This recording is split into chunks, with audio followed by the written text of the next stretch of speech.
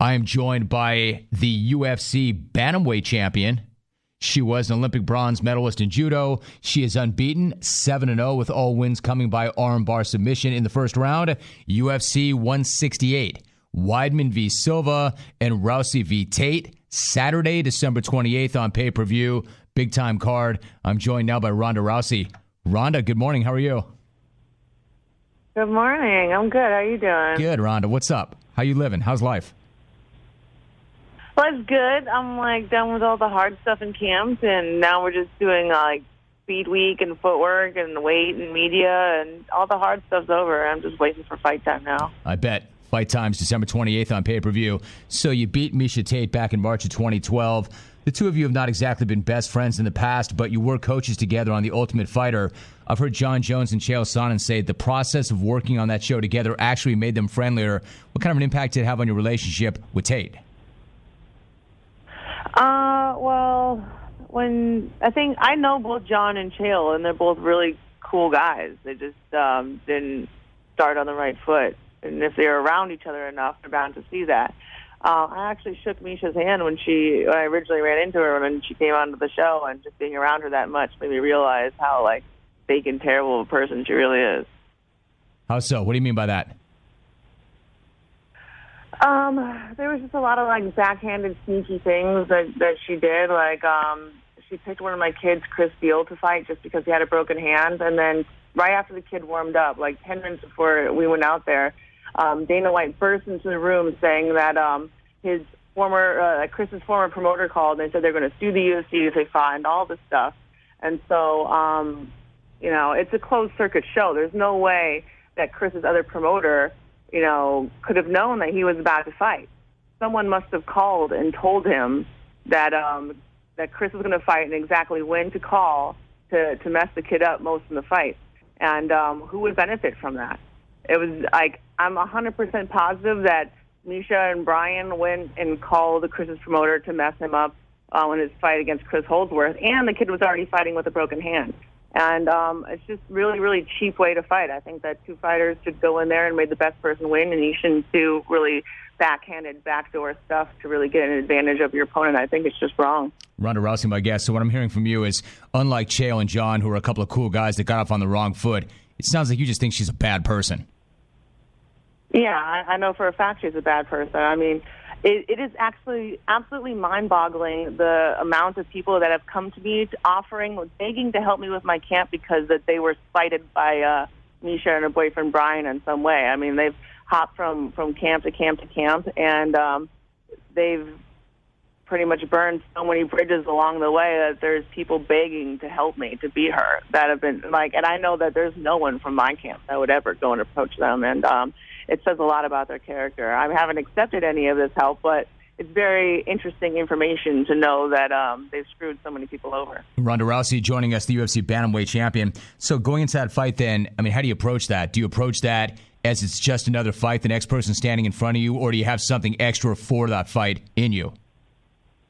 Oh, it was always the same. I could be fighting my best friend or my worst enemy. I always walk into the fight completely unemotional. I'm just completely focused, and that's the way that it is. And I've been fighting a long time. I've been competing in judo since I was 11 years old. I've been in 2 Olympics, and there were a lot of people in judo that weren't so nice, that I weren't such great friends with, and I had to fight them all the time. This is my first rodeo.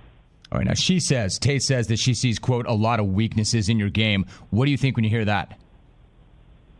I think that she really has to nitpick to try and find any weaknesses in my game. I mean, she has to tell herself something. I mean, what is she going to say that? But, I mean, if you look at it, her best performance ever was against Marlu Kunin to win the Strikeforce belt. And then I beat her very decisively, and then she had an embarrassingly bad performance against Julie Kedzie where she got dropped and head kicked she got dropped a couple times. And she was pretty much embarrassing bad to the very end. And then in her UFC debut, she lost and got dropped by an elbow by Kat Zingano, was getting beaten pretty badly. And then Kat Zingano hurt her knee. And so, Miesha has a nice ass, and she has a an ongoing rivalry with me, and that's the only reason why she was picked for this fight. It was the rivalry why she's even around. It's not because of her athletic merit, and so she really has to play that part of it up because that's all she really has. Ronda, does it feel to you like it's a one-way, one-sided rivalry?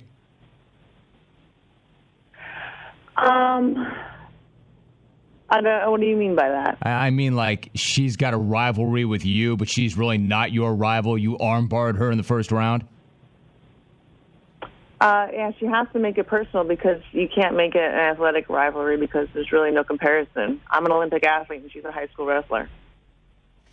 Ronda Rousey is the UFC bantamweight champion. It's UFC 168. She will fight on that card.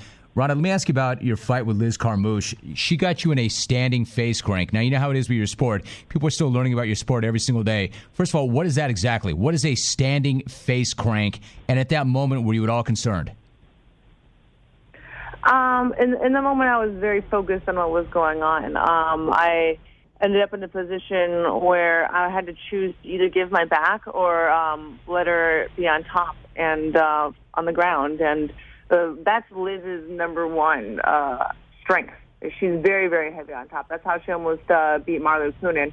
And so my judgment at the moment is that she's better on top than she is from the back. And so I chose to give my back and stood up. She tried to change it into a rear naked choke, and I blocked the rear naked choke. And actually, Uriah Faber and Menjivar ended up in a very similar position earlier in the fight. And so I kept it in my mind. I was like, okay, don't lean against the cage, because if you lean on the cage, you're going to hold her there. Don't go on the ground because she'll be more secure on your back. So she changed the rear naked choke into a face crank. And so instead of worrying about her hands, I tried to keep balance away from the cage and focus on her feet and keep my jaw turned away to the side. And so she was working the face crank so hard, she actually popped my mouth guard out. She cut the whole inside of my lip. She dislocated my jaw. But I actually ended up untangling the feet and getting her off my back. And when she went down to the ground, she never stood up again.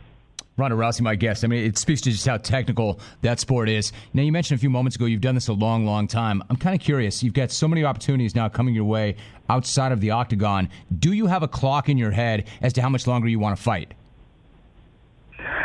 I mean, it's hard to have an exact clock, but, I mean, I definitely have certain short-term goals that I know need to be met. And after those are met, then I'll reevaluate and know if I want to go further. Like, I know that I want there to be no other undefeated women in the UFC besides me. So once I take care of that, I can reassess and look at my next goal.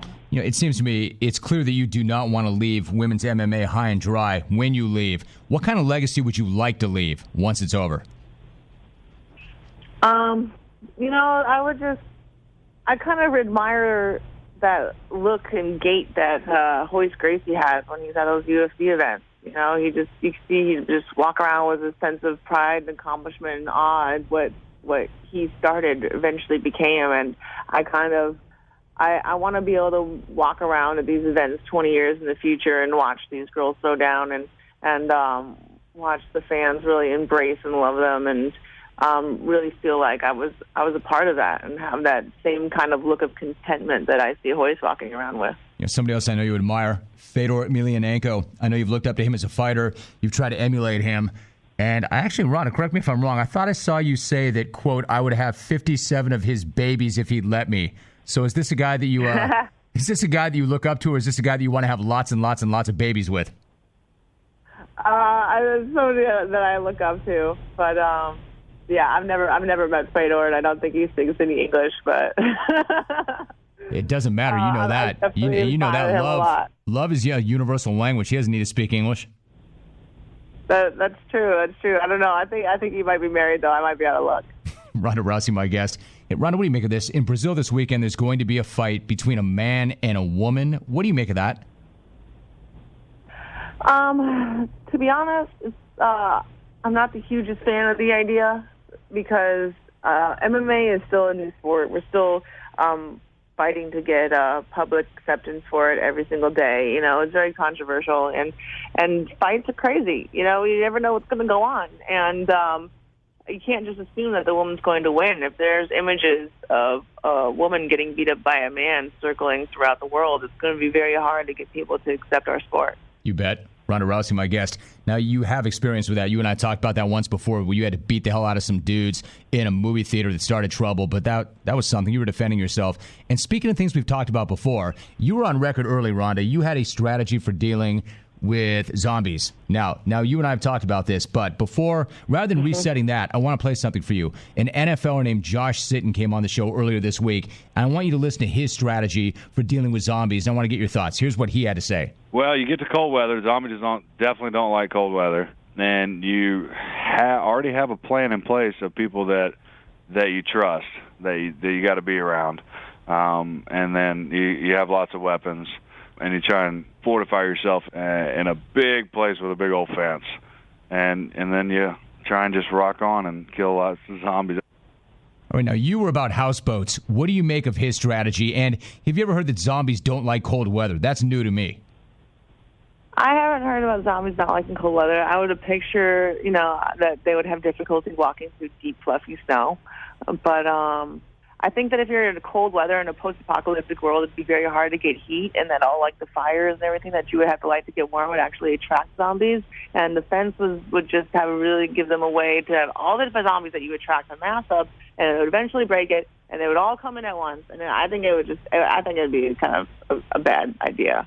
I don't know if I would be in the zombie-proof snow palace. It doesn't sound that fun to me. I'd rather be on my houseboat. Okay, but if it's that cold and then all the lakes are frozen over, the houseboat doesn't have much use. Then what? Well, I really still want to be somewhere that cold, And where is he that it has no seasons? What happens when it's summer? It's a good point. It's a very, very good point. UFC 168, Saturday, December 28th on pay-per-view. Ronda Rousey and Miesha Tate. And Ronda, you did it again. It is so good to have you on. Thanks for coming on early in the morning. Good luck on the 28th, and it's great to talk to you again. No problem. Thank you. Thank you for letting me always end on a zombie note. I love that. We have to. Ronda, you and I will always have that. We will always have that together. Thank you for ending on a zombie note. Ronda Rousey's awesome. How about that take? I'm an Olympic athlete, and she's a high school wrestler. She is a star. I said that when I sat down with her in season number 1 of Showtime, and we did the interview, and she walked off the set, I said, she's a star. She's got star written all over her. She's got so much it and so much charisma. She's so smart. She's so quick. She's so tough and so intense. And then she hits you with this smile that's like 1,000,000 watts, like this amazing smile. I mean, she's just a star.